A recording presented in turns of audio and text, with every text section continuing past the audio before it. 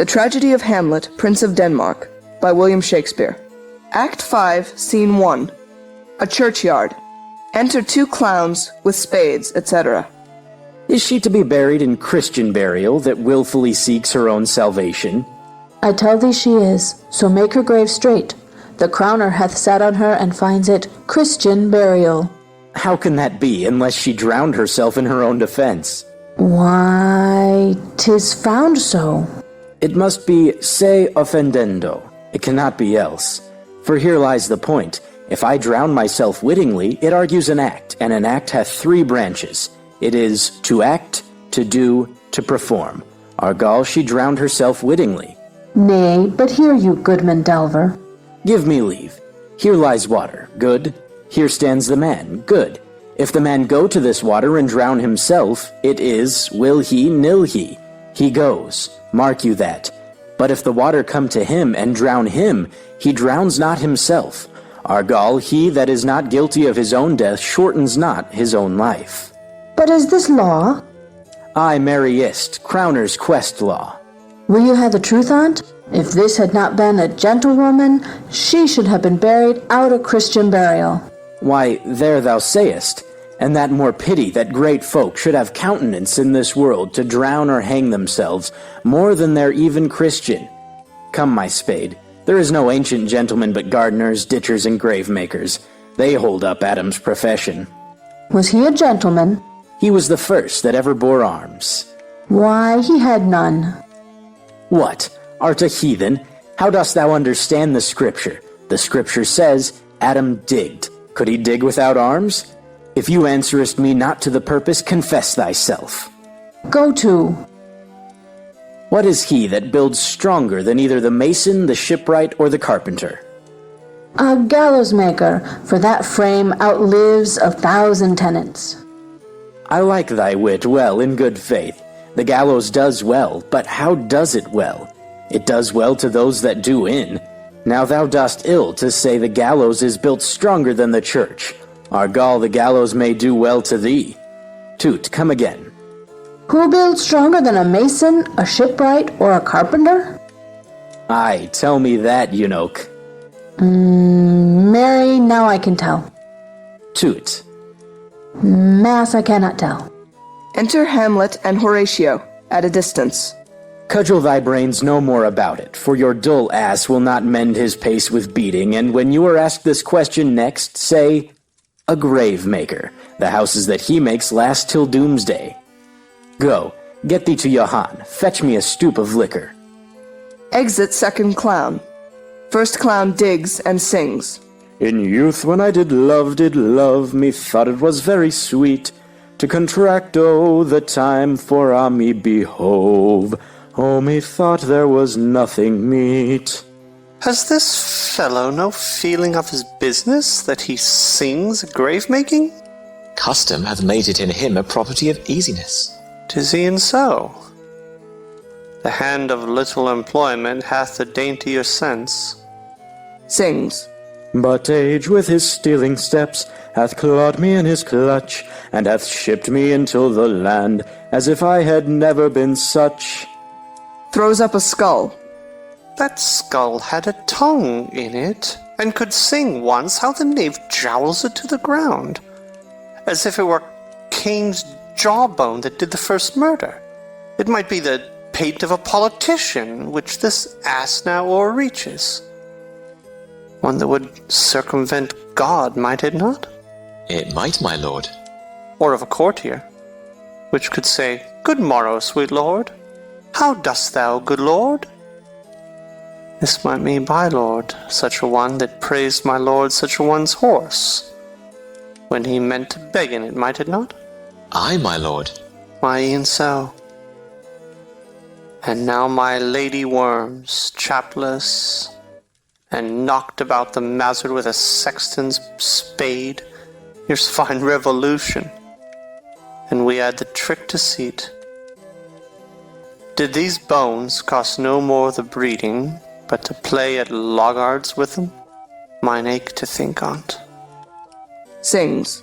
A pickaxe and a spade for a shrouding sheet. Oh, a pit of clay to be made for such a guest is meet. Throws up another skull. There's another. Why may not that be the skull of a lawyer? Where be his quiddities now, his quillets, his cases, his tenures, and his tricks? Why does he suffer this rude knave now to knock him about the sconce with a dirty shovel, and will not tell him of his action of battery?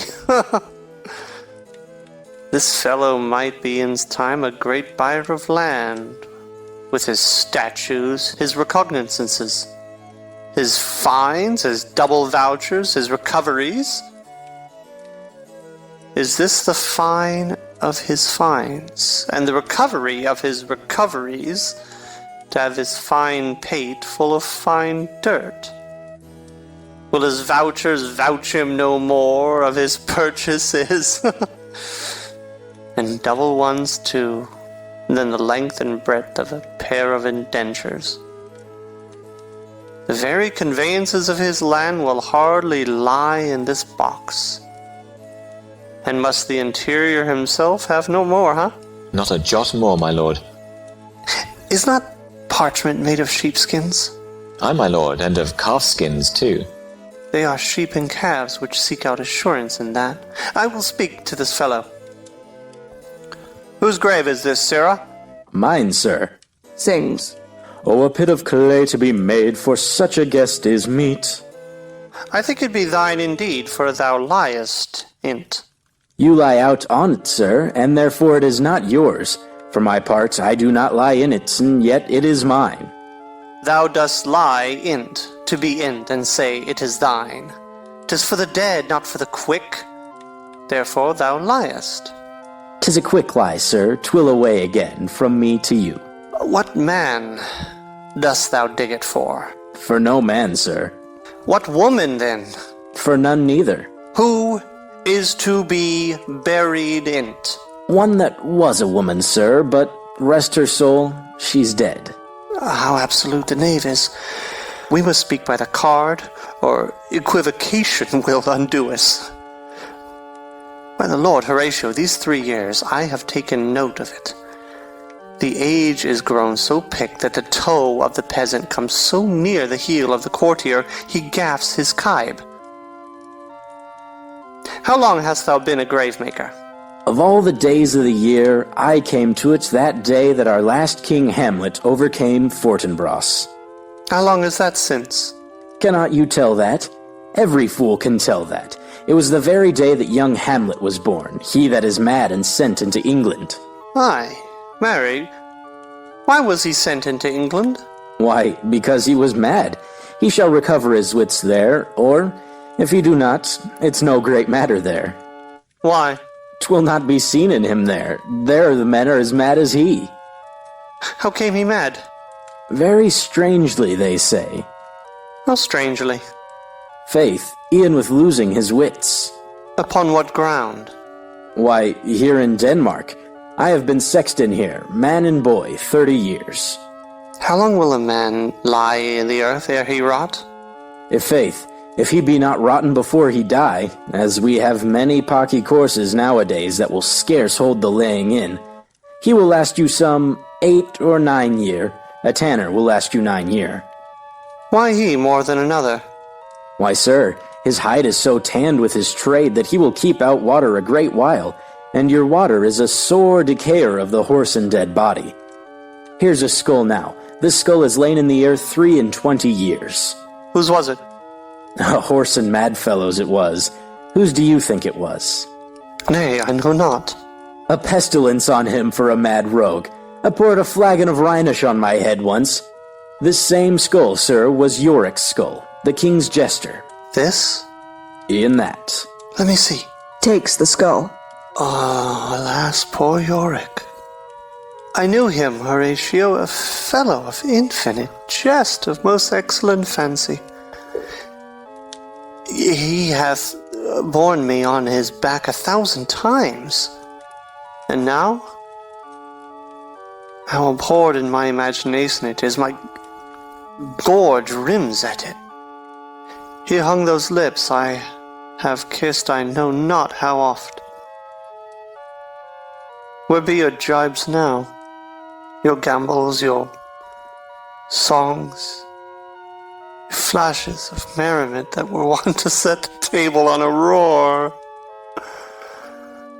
Not one now, to mock your own grinning. Quite chapfallen. Now, get you to my lady's chamber, and tell her. Let her paint an inch thick to this favour she must come. Make her laugh at that. Prithee, Horatio, tell me one thing. What's that, my lord? Dost thou think Alexander looked of this fashion in the earth? E'en so. And smelt so? Oh! Puts down the skull. E'en so, my lord. To what base uses we may return, Horatio?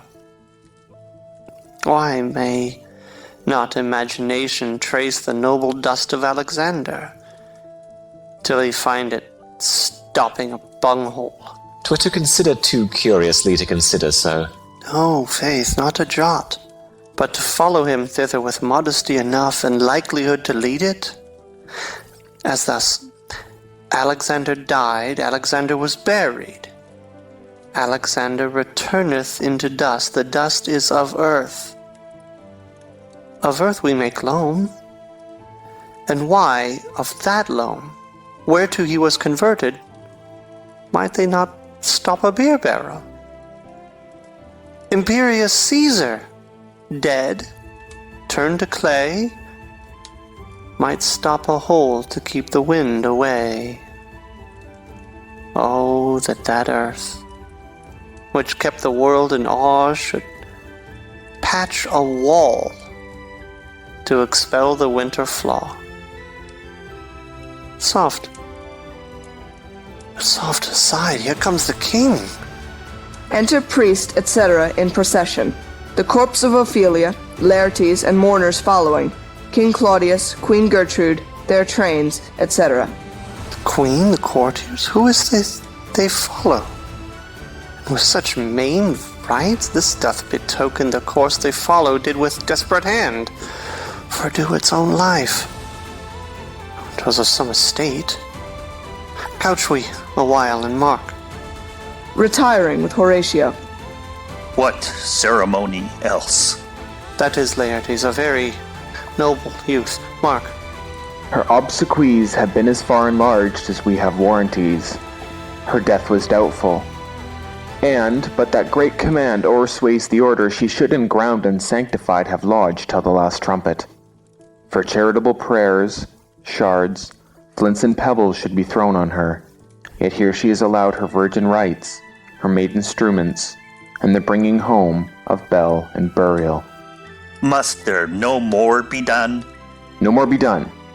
We should profane the service of the dead to sing a requiem and such rest to her as to peace-parted souls.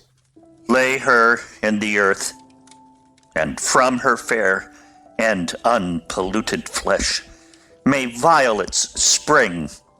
I tell thee, churlish priest, a ministering angel shall my sister be when thou liest howling. What's a fair Ophelia? Sweets to the sweet, farewell. Scattering flowers. I hoped thou shouldst have been my Hamlet's wife. I thought thy bride bed to have decked, sweet maid, and not have strewed thy grave. Oh, treble woe fall 10 times treble on that cursed head, whose wicked deed thy most ingenious sense deprived thee of. Hold off the earth a while, till I have caught her once more in mine arms. Leaps into the grave. Now, pile your dust upon the quick end, dead, till of this flat a mountain you have made, to o'ertop old Pelion, or the skyish head of blue Olympus. Advancing. What is he whose grief bears such an emphasis?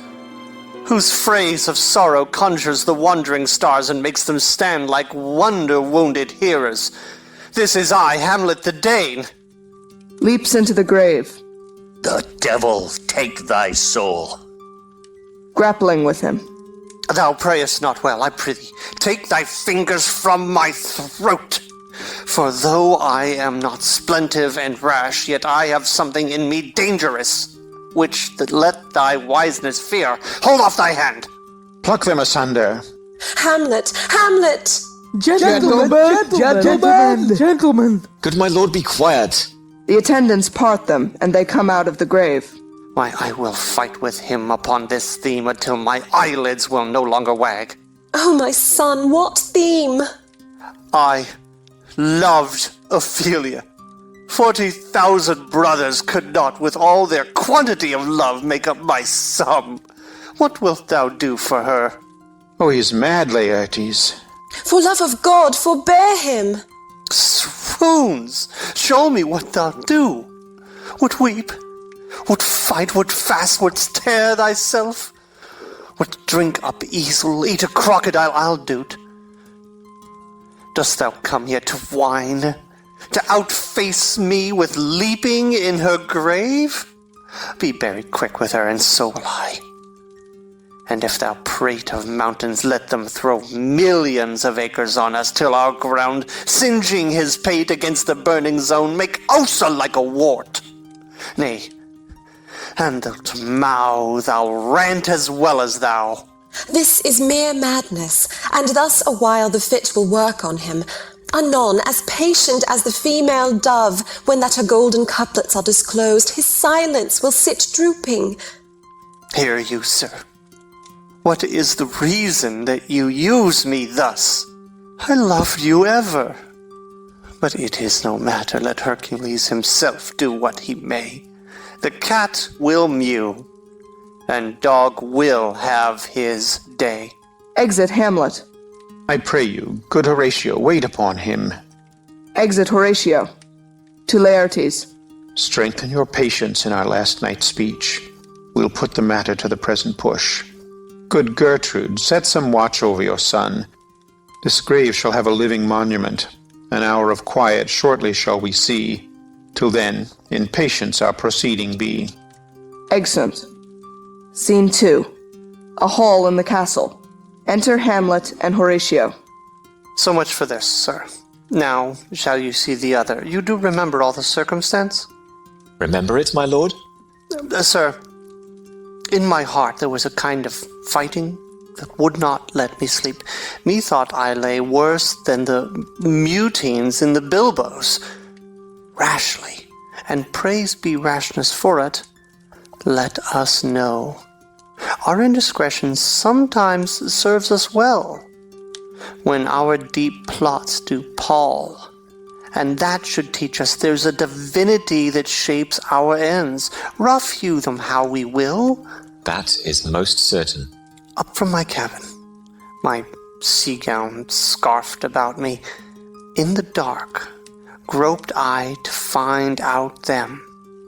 Had my desire, fingered their packet, and in fine withdrew to mine own room again, making so bold, my fears, forgetting manners, to unseal their grand commission, where I found Horatio a royal knavery, an exact command, larded with many several sorts of reasons, importing Denmark's elf and England's too, with, such bugs and goblins in my life, that on the supervised no leisure bated, no, not to stay the grinding of the axe, my head should be struck off. Is't possible? Here's the commission. Read it at more leisure. But wilt thou hear me how I did proceed? I beseech you. Being thus benetted round with villainies, ere I could make a prologue to my brains, they had begun the play. I sat me down, devised a new commission, wrote it fair. I once did hold it, as our statists do, a baseness to write fair, and labored much how to forget that learning. But, sir, now, It did me yeoman's service. Wilt thou know the effect of what I wrote? Ay, my good lord. An earnest conjuration from the king, as England was his faithful tributary, as love between them, like the palm might flourish, as peace should stiff her wheaten garland wear, and stand a comma atween their amities, and many such like asses of great charge, that on the view and knowing of these contents without abatement further, more or less, he should the bearers put to sudden death, no shriving time allowed. How is this sealed? Why, even in that was heaven ordinant. I had my father's signet in my purse, which was the model of that Danish seal.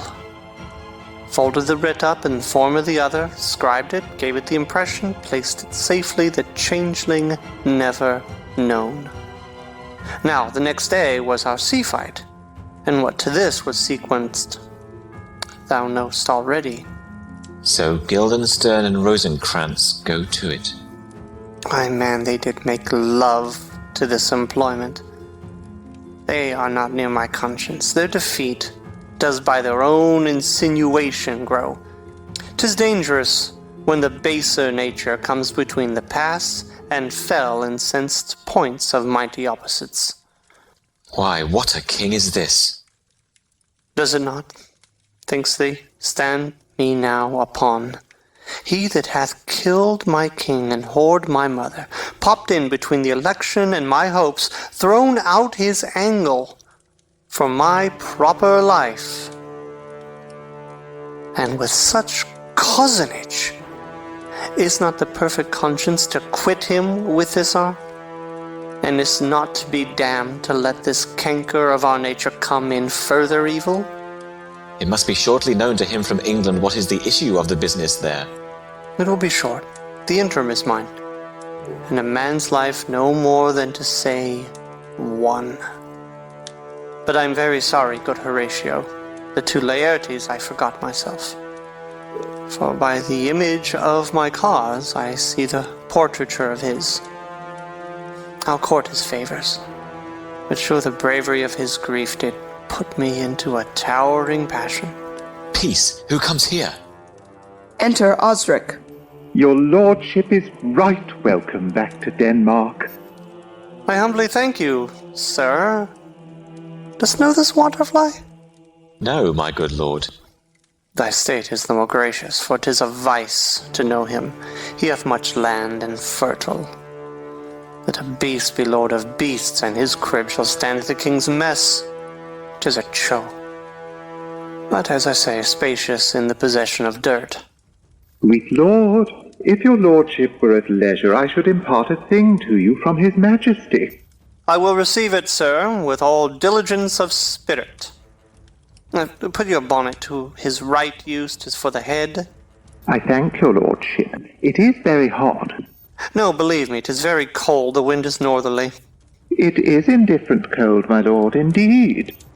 But yet methinks it is very sultry and hot for my complexion. Exceedingly, my lord. It is very sultry, as it were. I cannot tell how. But, my lord, his majesty bade me signify to you that he has laid a great wager on your head. Sir, this is the matter. I beseech you, remember... Hamlet moves him to put on his hat. Nay, good my lord, for mine ease, in good faith. Sir, here is newly come to court Laertes, believe me, an absolute gentleman, full of most excellent differences, of very soft society and great showing. Indeed, to speak feelingly of him, he is the card or calendar of gentry, for you shall find in him the continent of what part a gentleman would see. Sir, his definement suffers no perdition in you, though I know to divide him inventorially would dizzy the arithmetic of memory, and yet by yaw neither, in respect of his quick sail. But in the verity of extolment I take him to be a soul of great article, and his infusion of such dearth and rareness as, to make true diction of him, his semblance is his mirror. And who else would trace him his umbrage, nothing more. Your lordship speaks most infallibly of him. The concern is, sir, why do we wrap the gentleman in our more rawer breath? Sir? It's not possible to understand in another tongue. You will do it, sir, really. What imports the nomination of this gentleman? Oh, Laertes. His purse is empty already. All's golden words are spent. Of him, sir. I know you are not ignorant. Would you did, sir, yet in faith if you did, it would not much approve me. Well, sir? You are not ignorant of what excellence Laertes is. I do not confess that, lest I should compare with him in excellence, but to know a man well were to know himself. I mean, sir, for his weapon. But in the imputation laid on him by them, in his meed he's unfellowed. What's his weapon? Rapier and dagger. That's 2 of his weapons, but, well... The king, sir, hath wagered with him 6 Barbary horses, against the which he has imponed, as I take it, 6 French rapiers and poniards with their assigns, as girdles, hangers, and so. 3 of the carriages, in faith, are very dear to fancy, very responsive to the hilts, most delicate carriages, and of very liberal conceit. What call you the carriages? I knew you must be edified by the margin ere you had done. The carriages, sir, are the hangers. The phrase would be more germane to the matter. If he could carry cannon by our sides, I would it might be hangers till then. But on, 6 Barbary horses against 6 French swords, their assigns, and 3 liberal conceited carriages. That's the French bet against the Danish. Why is this imponed, as you call it? The king, sir, hath laid that in a dozen passes between yourself and him, he shall not exceed you 3 hits. He hath laid on 12 for 9, and it would come to immediate trial if your lordship would vouchsafe the answer. How if I answer no? I mean, my lord, the opposition of your person in trial. Sir, I will walk here, in the hall. If it please his majesty, 'tis the breathing time of day with me. Let the foils be brought, the gentleman willing, and the king hold his purpose. I will win for him, and I can. If not, I will gain nothing but my shame and the odd hits. Shall I redeliver you in so? To this effect, sir, after what flourish your nature will. I commend my duty to your lordship. Yours. Exit Osric. He does well to commend it himself. There are no tongues else for his turn. This lapwing runs away with the shell on his head. He did comply with his dug before he sucked it. Thus is he, and many more of the same bevy that I know the dressy age dotes on, only got the tune of the time and outward habit of encounter. A kind of yesty collection, which carries them through and through the most fond and winnowed opinions, and do but blow them to their trial. Their bubbles are out. Enter a lord. My lord, his majesty commended him to you by young Osric, who brings back to him that you attend him in the hall. He sends to know if your pleasure holds a play with Laertes, or that you will take longer time. I am constant to my purpose. They follow the king's pleasure. If his fitness speaks, mine is ready, now or whensoever, provided I be so able as now. The king and queen and all are coming down. In happy time. The queen desires you to use some gentle entertainment to Laertes before you fall to play. She well instructs me. Exit lord. You will lose this wager, my lord. I do not think so. Since he went into France, I have been in continual practice. I shall win at the odds. But thou wouldst not think how ill all's here about my heart. But it is no matter. Nay, good my lord. It is but foolery. But it is such a kind of gain-giving as would perhaps trouble a woman. If your mind dislike anything, obey it. I will forestall their repair hither and say you are not fit. Not a whit. We defy augury. There's a special providence in the fall of a sparrow. If it be now, 'tis not to come. If it be not come, it will be now. If it be not now, yet it will come. The readiness is all. Since no man has aught of what he leaves, what is't to leave betimes? Enter King Claudius, Queen Gertrude, Laertes, lords, Osric, and attendants with foils, etc. Come, Hamlet, come and take this hand from me. King Claudius puts Laertes' hand into Hamlet's. Give me your pardon, sir. I've done you wrong, but pardoned, as you are a gentleman the presence knows. And you must needs have heard how I am punished with sore distraction. What I have done, that might your nature, honor, and exception roughly awake, I here proclaim was madness.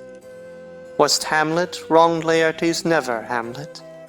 If Hamlet from himself be ta'en away, and when he's not himself does wrong Laertes, then Hamlet does it not. Hamlet denies it. Who does it then? 'Tis madness. If it be so, Hamlet is of the faction that is wronged. His madness is poor Hamlet's enemy. Sir, in this audience, let my disclaiming from a purposed evil free me so far in your most generous thoughts, that I have shot mine arrow o'er the house and hurt my brother. I am satisfied in nature, whose motive, in this case, should stir me most to my revenge. But, in my terms of honor, I stand aloof, and will no reconcilement, till by some elder masters of known honor I have a voice and precedent of peace to keep my name unguarded.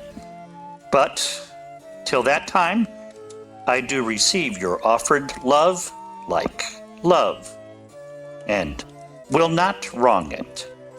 I embrace it freely, and will this brother's wager frankly play. Give us the foils. Come on. Come, one for me. I'll be your foil, Laertes. In mine ignorance your skill shall, like a star in the darkest night, stick fiery off indeed. You mock me, sir. No, by this hand. Give them the foils, young Osric. Cousin Hamlet, you know the wager. Very well, my lord. Your grace hath laid the odds of the weaker side. I do not fear it. I have seen you both. But since he is bettered, we have therefore odds. This is too heavy. Let me see another. This likes me well. These foils have all a length. Aye, my good lord.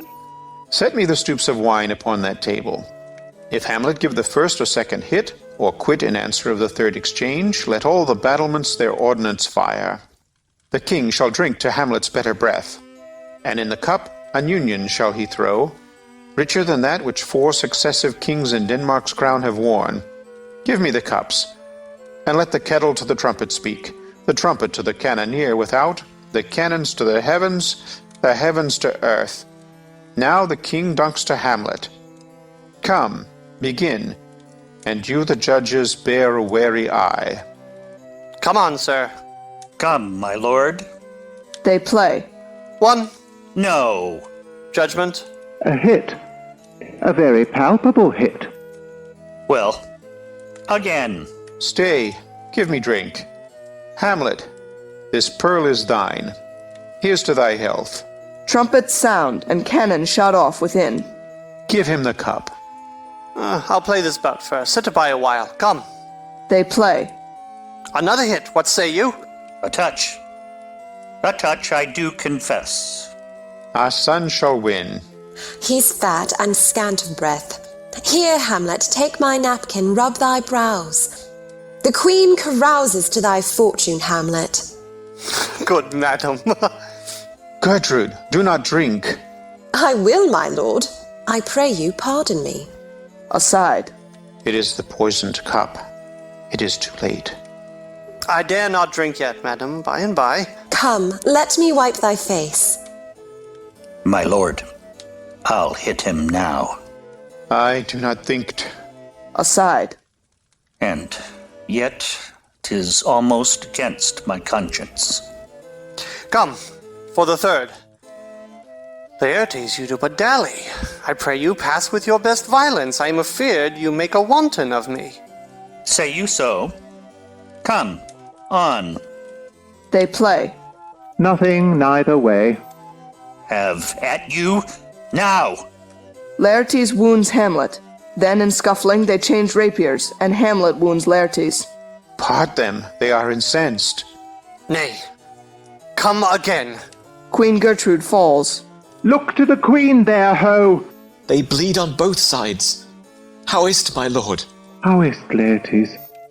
Why, as a woodcock to mine own springe, Osric, I am justly killed with mine own treachery. How does the queen? She swoons to see them bleed. No, no. The drink, the drink. Oh, my dear Hamlet. The drink, the drink. I am poisoned. Dies. Oh, villainy.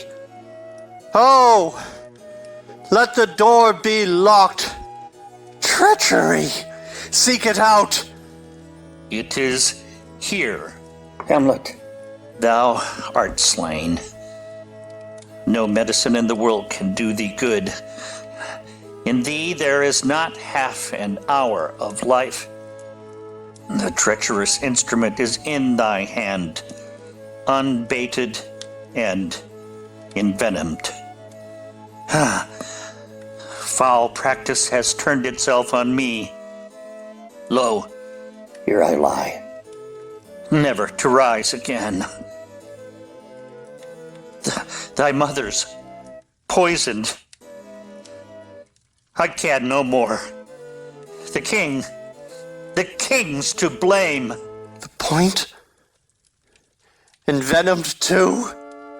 Then venom to thy work. Stabs King Claudius.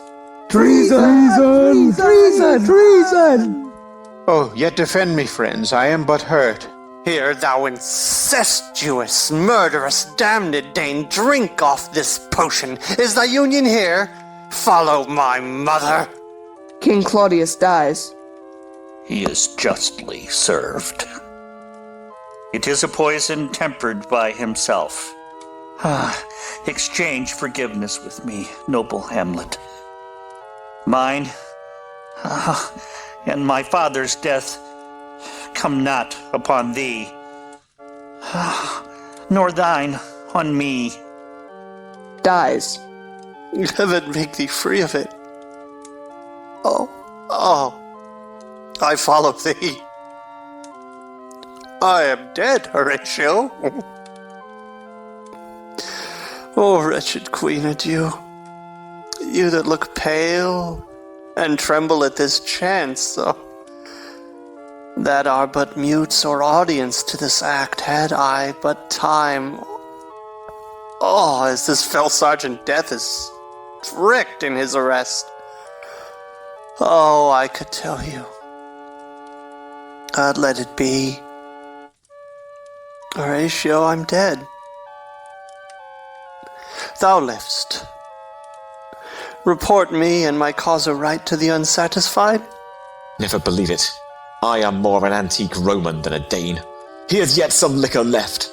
As thou art man, give me the cup. Let go, by heaven, I'll have it. Oh, good Horatio, what a wounded name. Things standing thus unknown shall live behind me. If thou didst ever hold me in thy heart, absent thee from felicity a while, and in this harsh world draw thy breath in pain to tell my story. March afar off, and shot within. What warlike noise is this? Young Fortinbras, with conquest come from Poland, to the ambassadors of England gives this warlike volley. Oh, I die, Horatio. This potent poison quite outgrows my spirit. I cannot live to hear the news from England, but I do prophesy the election lights on Fortinbras. He has my dying voice, so tell him. With the occurrence more and less, which have solicited. The rest is silence. Dies. Now cracks a noble heart. Good night, sweet prince, and flights of angels sing thee to thy rest. Why does the drum come hither? March within. Enter Fortinbras, the English ambassadors, and others. Where is this sight? What is it you would see? If aught of woe or wonder, cease your search. This quarry cries on havoc. Oh, proud death, what feast is toward in thine eternal cell that thou so many princes at a shot so bloodily hast struck? The sight is dismal, and our affairs from England come too late. The ears are senseless that should give us hearing. To tell him his commandment is fulfilled, that Rosencrantz and Guildenstern are dead, where should we have our thanks? Not from his mouth had it the ability of life to thank you. He never gave commandment for their death. But since, so jump upon this bloody question, you from the Polack wars, and you from England, are here, arrived, give order that these bodies, high on a stage, be placed to the view. And let me speak to the yet unknowing world how these things came about. So shall you hear of carnal, bloody, and unnatural acts, of accidental judgments, casual slaughters, of deaths put on by cunning and forced cause, and, in this upshot, purposes mistook, fallen on the inventors' heads. All this can I truly deliver. Let us haste to hear it, and call the noblest to the audience. For me, with sorrow I embrace my fortune. I have some rights of memory in this kingdom, which now to claim my vantage doth invite me. Of that I shall have also cause to speak, and from his mouth whose voice will draw on more. But let this same be presently performed, even while men's minds are wild, lest more mischance on plots and errors happen. Let 4 captains bear Hamlet like a soldier to the stage, for he was likely, had he been put on, to have proved most royally. And, for his passage, the soldiers' music and the rites of war speak loudly for him. Take up the bodies. Such a sight as this becomes the field, but here shows much amiss. Go, bid the soldiers shoot. A dead march. Exeunt, bearing off the dead bodies, after which a peal of ordnance is shot off. End of Act 5. End of Hamlet by William Shakespeare.